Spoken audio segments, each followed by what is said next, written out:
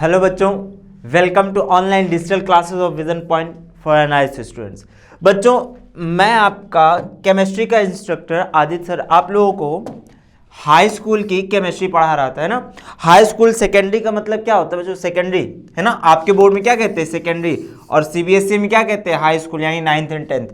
तो आपका जो बच्चों हम पढ़ा रहे थे सिलेबस में बच्चों आप लोगों ने पहले दो चैप्टर पढ़ लिए, है ना। केमिस्ट्री के 2 चैप्टर पढ़ लिए हैं। आप पढ़ रहे हैं अब सेकेंड मॉड्यूल में। सेकेंड मॉड्यूल क्या है आपका? मैटर इन आवर सराउंडिंग, है ना। ये जो सेकेंड मॉड्यूल है बच्चों, इस मॉड्यूल में आप लोग 4th चैप्टर पढ़ रहे हैं, यानी कि साइंस की बुक का 4th चैप्टर। पहला चैप्टर आपका फिजिक्स का था, दूसरा तीसरा आपका केमिस्ट्री का था, और चौथा आपका किसका है? 4th चैप्टर किसका है बच्चों? केमिस्ट्री में फिर से। तो 4th चैप्टर है क्या आपका? Chemical reaction and equations. Chemical reaction and equations. बच्चों इस चैप्टर में पढ़ेंगे क्या हम लोग? इस चैप्टर में ये पढ़ेंगे कि आखिर केमिकल रिएक्शन क्या होती है ना। क्या पढ़ेंगे बच्चों कि केमिकल रिएक्शन क्या होती है, और केमिकल रिएक्शन के टाइप्स क्या होते हैं। फिर पढ़ेंगे कि केमिकल इक्वेशन क्या होती है, इसकी बैलेंसिंग क्या होती है, और कैसे इसको बैलेंस करते हैं। तो इतनी छोटी छोटी चीजें हम लोगों को इस चैप्टर में पढ़नी है। तो बहुत बड़ा लेंदी चैप्टर नहीं, कॉन्सेप्ट काफी अच्छे हैं इस चैप्टर में। चलो स्टार्ट करते हैं। आज का जो सेशन है हमारा बच्चों, ये आज स्टार्ट हो रहा है चैप्टर, फर्स्ट लेक्चर है। फर्स्ट लेक्चर क्या है बच्चों हमारा? हमें आज पढ़ना क्या क्या? सबसे पहले जानो, हमें पढ़ना है केमिकल रिएक्शन की डेफिनेशन क्या होती है ना। क्या पढ़ेंगे कि केमिकल रिएक्शन की डेफिनेशन क्या होती है। फिर हम पढ़ेंगे बच्चों प्रॉपर्टीज क्या होती है, कि आखिर केमिकल रिएक्शन की खास खास बातें क्या है। फिर हम पढ़ेंगे कि रिएक्टेंट और प्रोडक्ट क्या होता है। फिर पढ़ेंगे कि डेफिनेशन ऑफ केमिकल रिएक्शन, ठीक। केमिकल इक्वेशन क्या होती है, केमिकल रिएक्शन क्या होती है, दो अलग अलग चीजें, दोनों को अलग अलग पढ़ेंगे। फिर हम ये पढ़ेंगे कि कोई केमिकल इक्वेशन हम लिखते कैसे हैं। फिर उसकी बैलेंसिंग हम आज स्टार्ट कर देंगे। चलो स्टार्ट करते हैं आज का लेक्चर।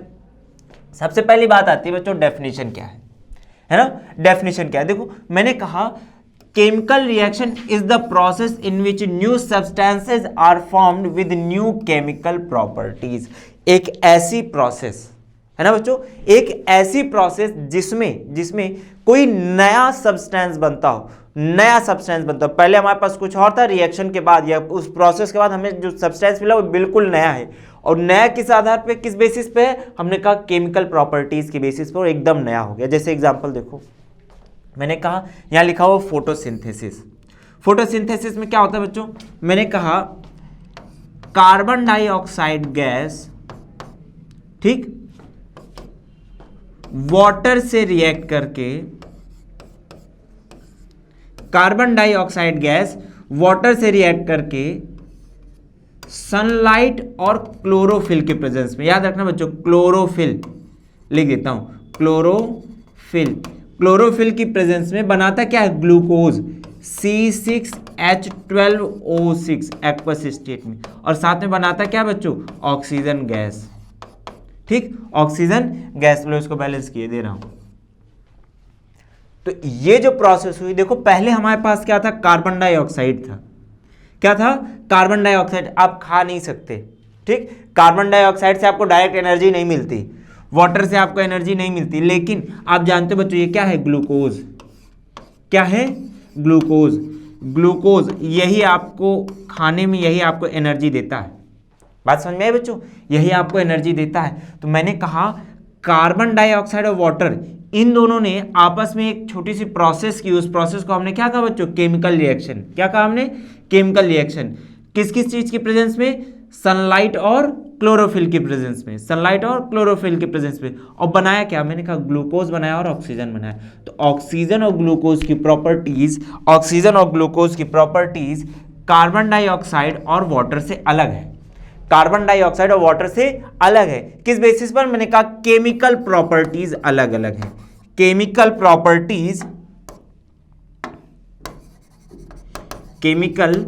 प्रॉपर्टीज अलग अलग हैं। इस कारण से ये जो प्रोसेस है आपकी, ये जो रिएक्शन है आपकी बच्चों, इसको क्या कहा जाएगा?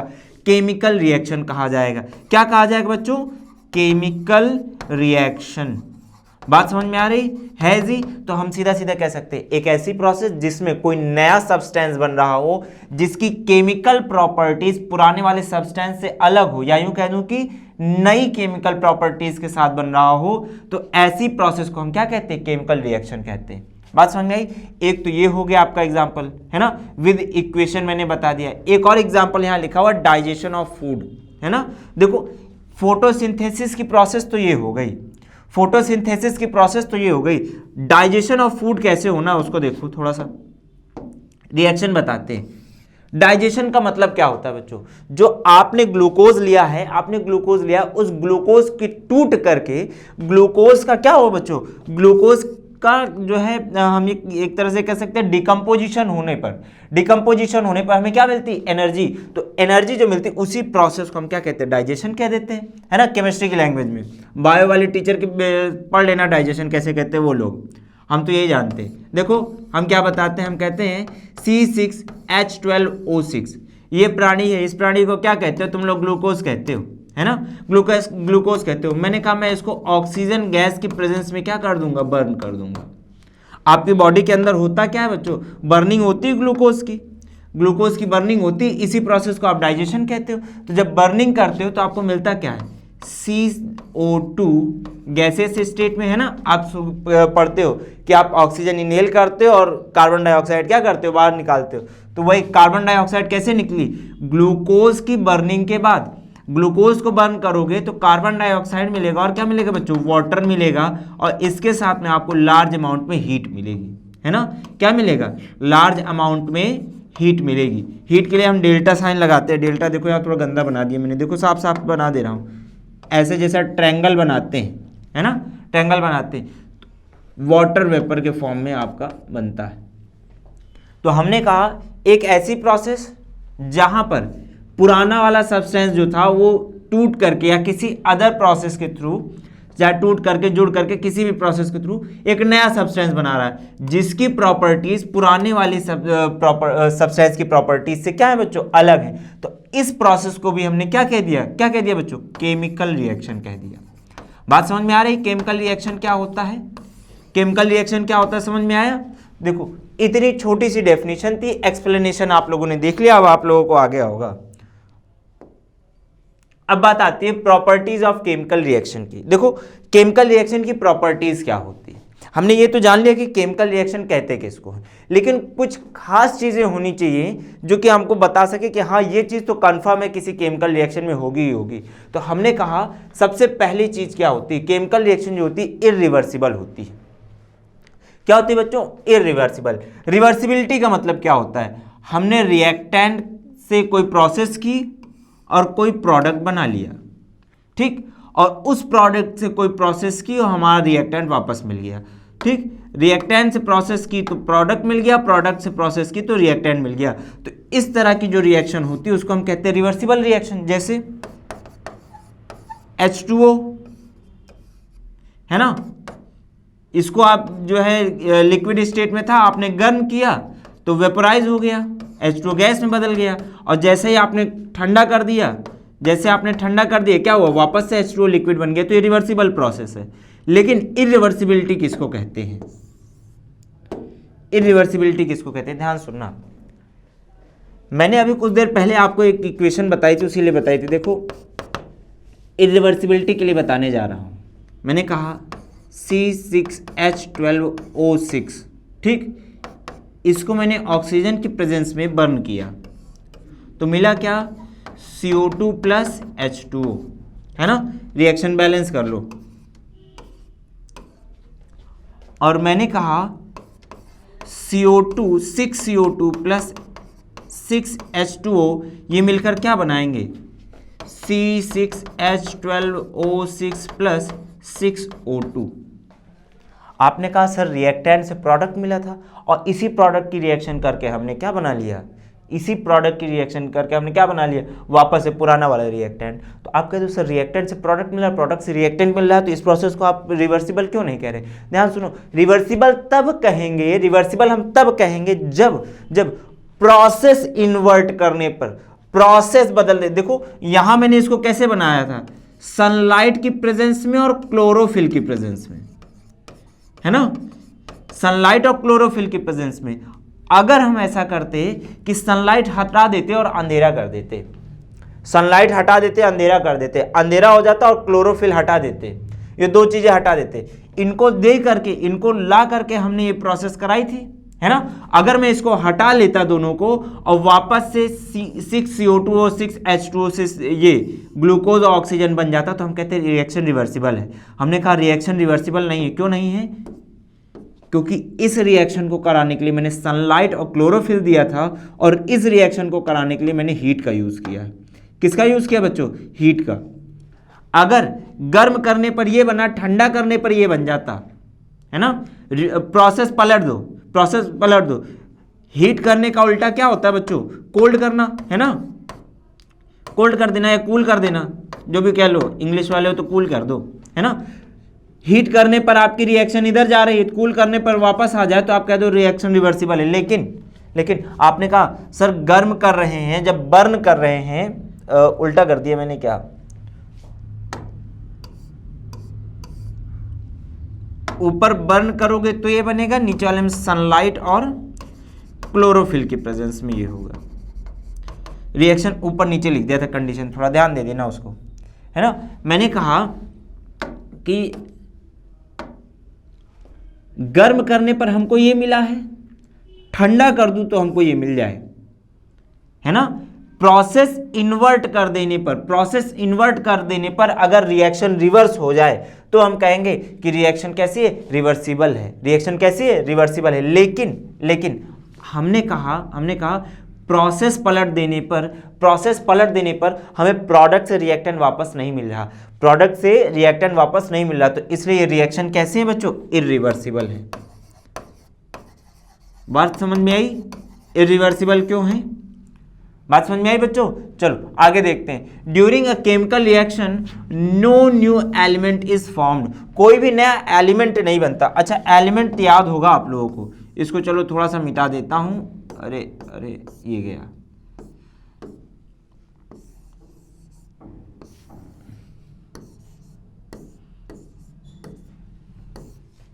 एक ही रिएक्शन बचाई बच्चों मैंने, इसी से काम चल जाएगा। इसमें मैंने कहा कोई भी नया एलिमेंट नहीं बनेगा, तो ये जो रिएक्टेंट की साइड है, इतनी पूरी रिएक्टेंट की साइड है ना, और ये पूरा क्या बच्चों? प्रोडक्ट का साइड है। तो रिएक्टेंट की साइड में एलिमेंट कौन कौन से हैं? कौन कौन से एलिमेंट? मैंने कहा एक कार्बन है, ये देखो, दूसरा एलिमेंट हाइड्रोजन है, तीसरा एलिमेंट ऑक्सीजन है, और तो कोई है नहीं, है ना, और तो कोई है नहीं। मैं इधर देखता हूं प्रोडक्ट के साइड में, पहला एलिमेंट हमारे पास कार्बन है, दूसरा एलिमेंट हमारे पास हाइड्रोजन है, तीसरा एलिमेंट बच्चों हमारे पास क्या है? ऑक्सीजन है। मात्र 3 एलिमेंट, यही 3 एलिमेंट इधर भी, यही 3 एलिमेंट इधर भी है। तो कोई नया एलिमेंट नहीं बन रहा।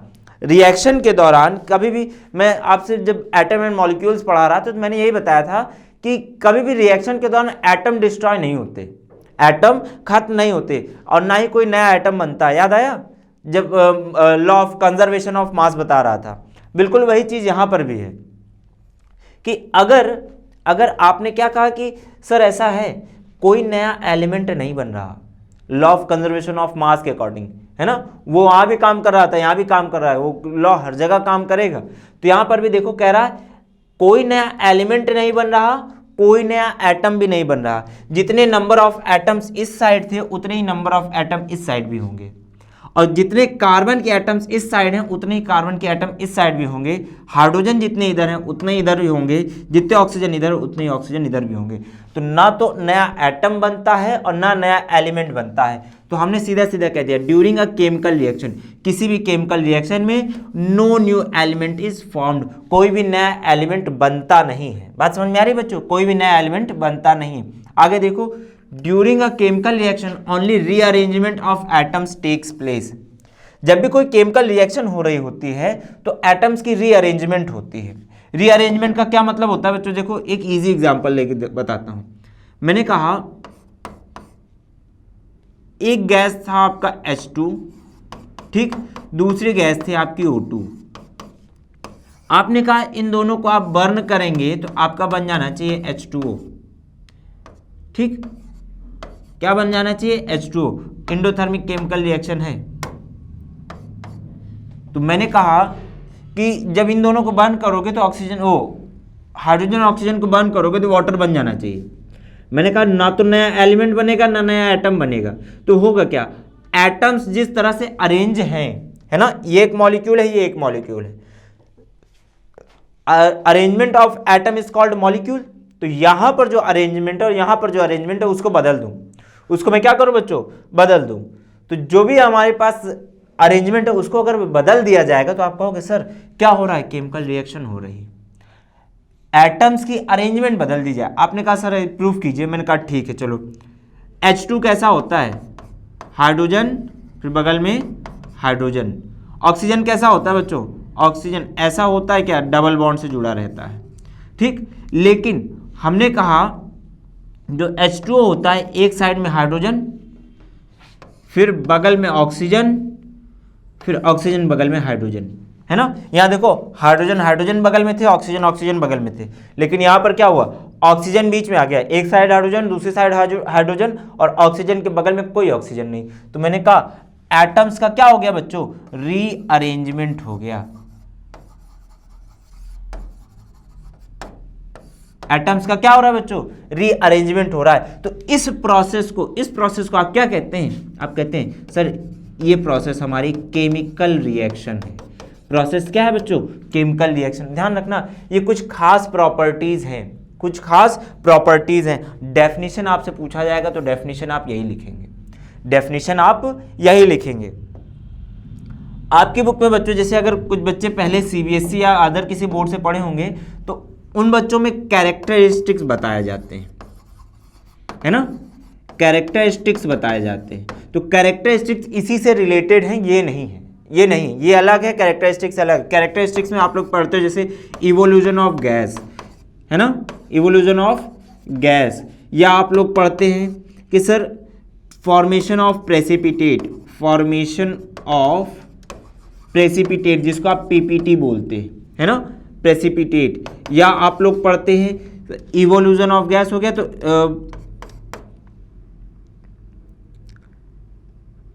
इवोल्यूशन ऑफ हीट, है ना, स्पेलिंग गड़बड़ हो गई,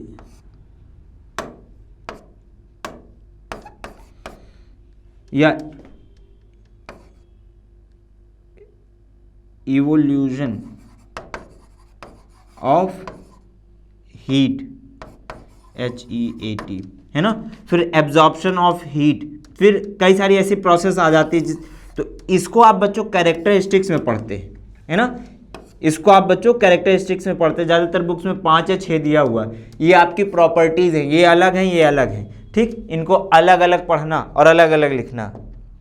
अब बात आती है रिएक्टेंट एंड प्रोडक्ट की। देखो रिएक्टेंट क्या होता है, प्रोडक्ट क्या होता है। मैंने कहा the substances which take part in a chemical reaction are called reactants.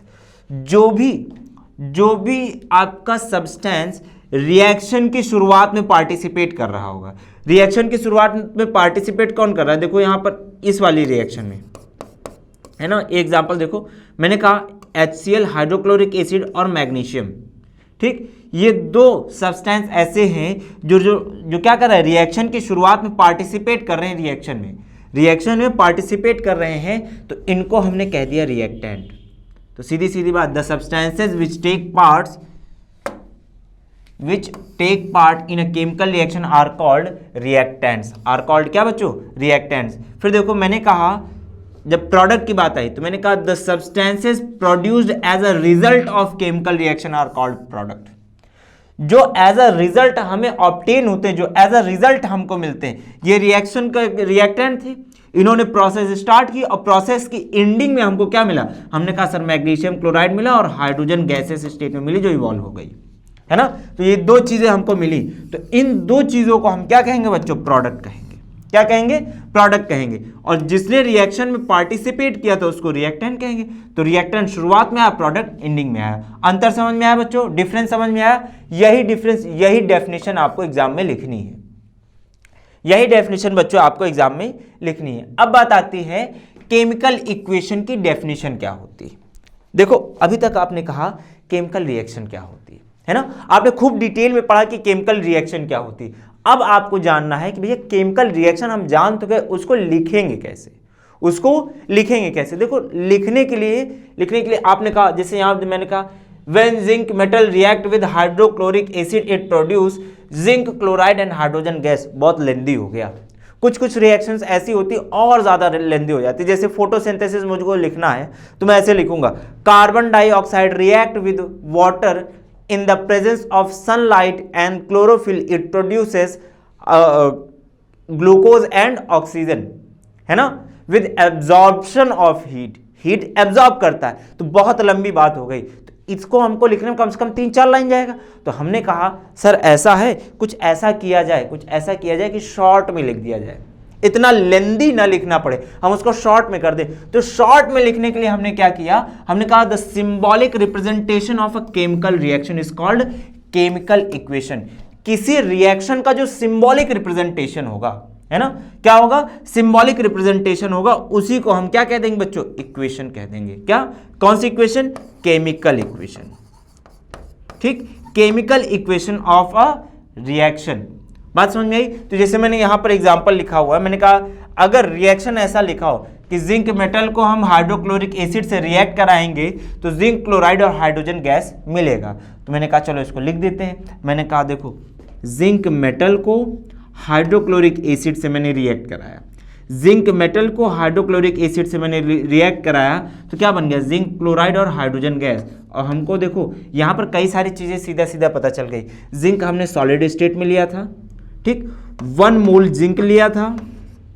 यहाँ देखो HCl एक्वस स्टेट में है, फिजिकल स्टेट भी पता चल गई। और कितना लिया हमने कहा सर 2 मोल, ठीक, 1 मोल जिंक था, 2 मोल आपका HCl था। जब इधर पहुंचे हमने कहा जिंक क्लोराइड बना, जिंक क्लोराइड के फिजिकल स्टेट आपने कह दिया सर एक्वस। अब मैंने पूछा कितना बना, आपने कहा सर 1 मोल बना, 1 मोल जिंक क्लोराइड बना। हमने पूछा हाइड्रोजन गैस कितनी बनी, आपने कहा सर 1 मोल हाइड्रोजन गैस बनी, है ना, 1 मोल हाइड्रोजन गैस बनी। तो आप सीधा सीधा गिन सकते हैं डायरेक्ट। तो कई सारे यूज आ गए, देखो कई सारे यूज आ गए। इतनी चीजें अगर आप किसी रिएक्शन में स्टेटमेंट में लिखते तो बहुत लंबा हो जाता, बहुत लेंदी हो जाता। तो हमने कहा क्या, हम उसको शॉर्ट में लिखेंगे। उसको कैसे करेंगे बच्चों, शॉर्ट में लिख देंगे, सिंबल्स के फॉर्म में।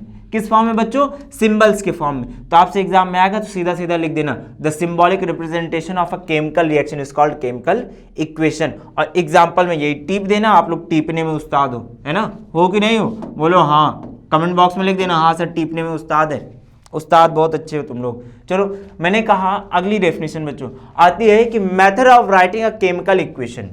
बात ये आती है केमिकल इक्वेशन को लिखोगे कैसे, है ना, कैसे लिखोगे। तो आपके लिखने कई तरीके हो सकते हैं। जैसे अभी आपने कहा कि सर मुंह उठाया लिख दिया, रिएक्टेंट उधर लिख दो, प्रोडक्ट इधर लिख दो, रिएक्टेंट इधर लिख दो, एरो उधर बना दो। उल्टा नहीं करना है, हमको लिखने का एक प्रॉपर वे चाहिए। कैसा प्रॉपर तरीका होता है, प्रॉपर तरीका किसको कहते हैं, देखो यहाँ लिखा हुआ मैंने जो रिएक्टेंट होते हैं उसकी डेफिनेशन सबसे ऊपर लिखा, the substance which react in chemical reaction are called reactant. और जो रिएक्टेंट होता है, the reactants are written in the left side of the equation. हमेशा किधर लिखोगे बच्चों, लेफ्ट साइड में। जैसे ये क्या है आपका, रिएक्टेंट है, क्या है, रिएक्टेंट है, रिएक्टेंट। और किस साइड में लिखा है, देखो इसको लेफ्ट कहते हो, इसको राइट कहते हो, है ना। अपना मुंह कॉपी की साइड में रखना, कॉपी की साइड में रखना, कॉपी से अपोजिट नहीं रखते। जब आपको लेफ्ट राइट देखना होता है बच्चों, बहुत बच्चे कंफ्यूज होते हैं, तो याद रखना जब आपसे ये कहा जाए कि लेफ्ट और राइट बताओ कॉपी में किधर है, तो आप ये सीधा कॉपी की ओर मुंह करके खड़े हो जाएंगे और अपना देखेंगे, आपका जिधर लेफ्ट होगा कह देंगे कॉपी का भी लेफ्ट उधर ही है। तो इसका लेफ्ट किधर गया, रिएक्टेंट इस साइड में, है ना, लेफ्ट साइड में। फिर हमसे कहा गया कि जो प्रोडक्ट है, products are always written in the right side of the equation. आपने कहा सर राइट साइड ये होती, तो राइट साइड में आपने क्या किया बच्चों, इक्वेशन लिख दी। राइट साइड में क्या किया, राइट साइड में आपने प्रोडक्ट लिख दिए, रिएक्टेंट लेफ्ट में और प्रोडक्ट आपके राइट में, रिएक्टेंट लेफ्ट में, प्रोडक्ट राइट में। फिर आपने कहा सर ऐसा है, जो एरो उसको कहां बनाएंगे, तो मैंने कहा एरो साइन जो होगा, arrow sign pointing towards the right side, है ना, राइट साइड। राइट साइड मतलब देखो बच्चों, जिस साइड में प्रोडक्ट है, है ना, जिस साइड में प्रोडक्ट है, या यूं कह दो कि जिस तरफ रिएक्शन जा रही, रिएक्शन किधर जा रही, रिएक्टेंट से प्रोडक्ट की तरफ, रिएक्टेंट से प्रोडक्ट की तरफ रिएक्शन जा रही। तो हमने कहा जब रिएक्टेंट से प्रोडक्ट की तरफ रिएक्शन जा रही है तो हमने एरो भी उसी डायरेक्शन में बना दिया, लेफ्ट टू राइट, और रखा कहां पर, मैंने कहा रिएक्टेंट और प्रोडक्ट के बीच में, रिएक्टेंट और प्रोडक्ट के बीच में मैंने एरो साइन को पुट कर दिया।